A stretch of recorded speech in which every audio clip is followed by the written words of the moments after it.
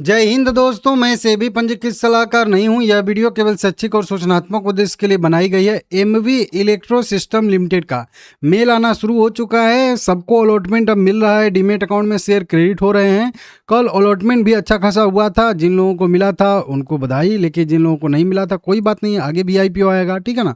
बहुत ज़्यादा सब्सक्राइब हो चुका था तो इसके वजह से पता था कि ये आईपीओ बहुत सारे लोगों को नहीं लगेगा। 170 लोग में से किसी एक को ये आईपीओ लगा है। और वहीं एचएनआई कैटेगरी में बिग एचएनआई में 84 में से एक को किसी को लगा है।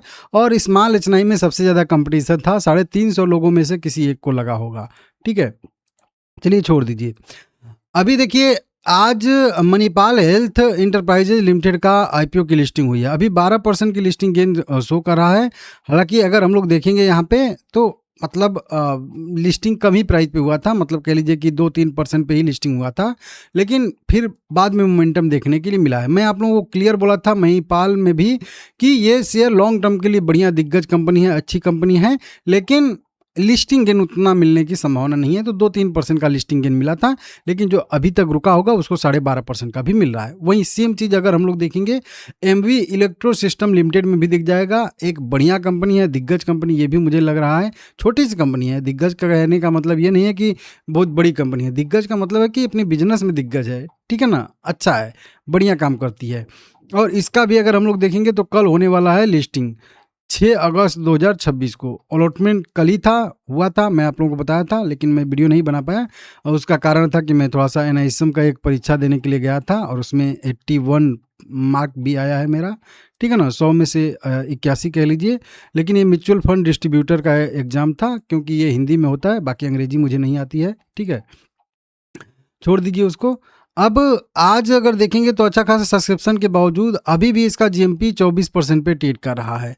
425 रुपये पे 102 रुपये का जीएमपी ट्रेड कर रहा है। इसका लगभग 3468 रुपये पर लोड के हिसाब से इसमें भी कह लीजिए कि लिस्टिंग गेन मिलने की संभावना है। और इसमें लिस्टिंग गेन मिलेगी, मैं आप लोगों को बताया भी था कि लिस्टिंग गेन मिल सकती है, ठीक है। करना क्या है तो देखिए, ये शेयर लॉन्ग टर्म के लिए बढ़िया है, मुझे अच्छा लगता है। पहली बार मैं जब इसको देखा था, इसका बिजनेस स्टडी किया था, तभी मुझे समझ में आ गया था कि ये बढ़िया है।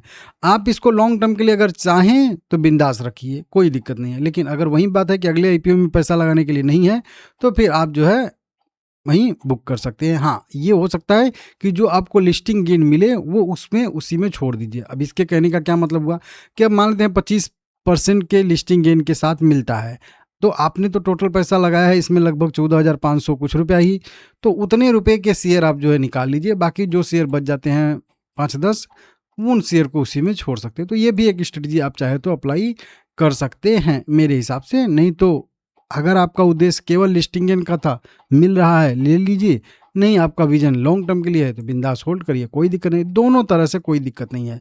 अब मैं वो नहीं बोलता हूँ कि नहीं 5 शेयर सुबह में बेच दीजिए, 4 शेयर सांझ को बेच दीजिए, दोपहर में बेच दीजिए, ये सब स्ट्रेटजी बेफालतू होता है, ठीक है ना। तो उसको समझ लीजिएगा आप लोग। तो मेरा वही व्यू है कि आप अगर लिस्टिंग गेन के लिए अप्लाई किए थे, बिंदास लिस्टिंग गेन लीजिए, कोई दिक्कत नहीं है। बाकी अगर आप चाहें तो लॉन्ग टर्म के लिए होल्ड कर सकते हैं, ठीक है ना।